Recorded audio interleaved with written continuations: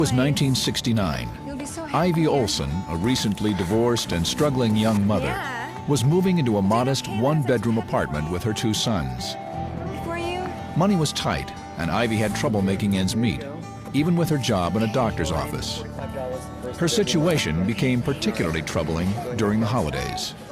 One of the hardest Thanksgivings I ever have had was Thanksgiving after I was divorced. Waking up for Thanksgiving, realizing that nobody had invited us to their home. The only food we had in the home were 3 hot dogs, and it was an overwhelming feeling of what have I gotten into, and how am I going to get out of this? I was down. I really felt despair.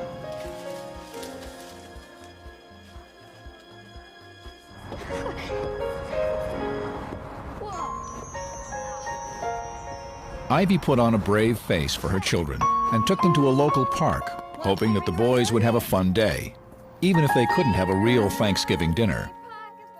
Coming back from our little picnic, though, I can remember the boys saying, "Mom, we're so hungry." And I knew there was absolutely no money, no food, nothing. I don't think I've ever felt so alone as I did coming back, wondering, how are we going to do this? How am I going to do this? But as she started up the stairs to her apartment, something incredible occurred. Honey! And this little old lady came out of the bottom apartment, and she says, "Oh, honey." I cooked Thanksgiving dinner for you and the boys. And I'm just looking at her. I'd never seen her before.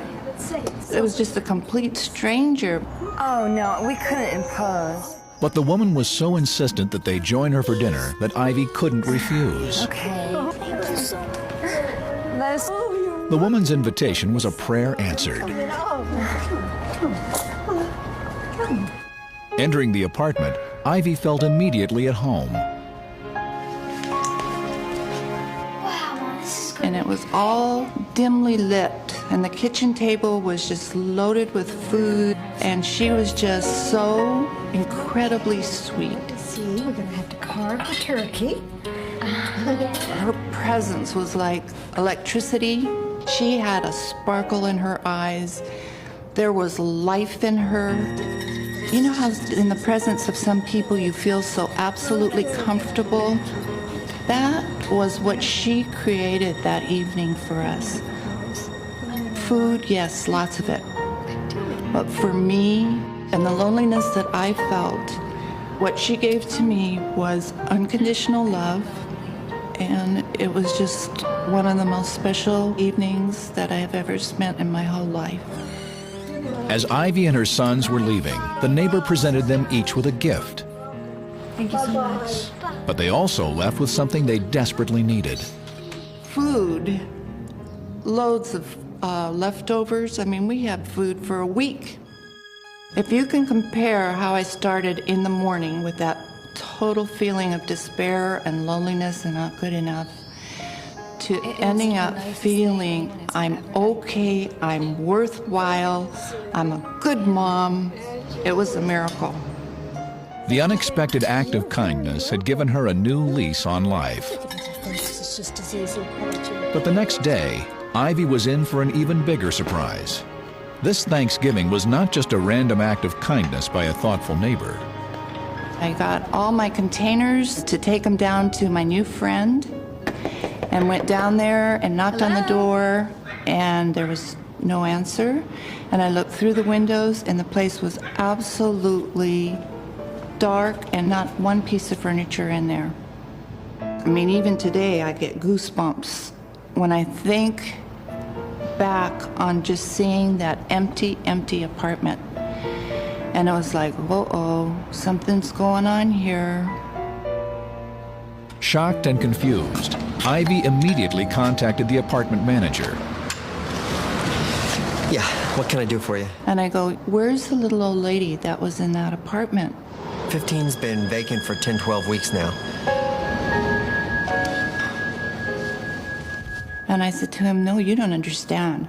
I had dinner there last night, Thanksgiving dinner. And he gave me you this understand. weird I had look, dinner like with her last night. maybe I should be in an Thanksgiving institution or a hospital. Ivy, are you feeling okay? And I can remember just looking at him, absolutely knowing that a miracle had happened in my life. And I just thanked Thanks, him, never turned mind. around, and walked up those steps to my apartment. Oh, honey, I cooked Thanksgiving dinner for you and the boys, but As she returned to her home, Ivy began going over the events of the previous evening in her mind.